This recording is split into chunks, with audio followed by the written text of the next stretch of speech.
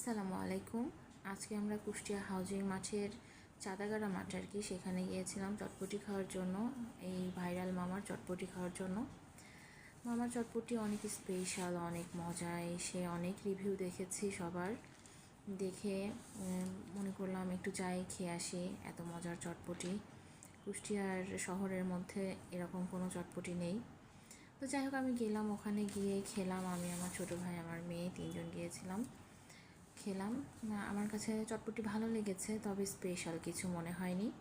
আমার চটপটিটা খাওয়ার পরে মনে হলো যারা রিভিউ দিয়েছে তারা হয়তো বা এর থেকে ভালো চটপটি কখনো খায়নি, এই জন্য এই চটপটিটাকে এত স্পেশাল কিছু মনে হয়েছে।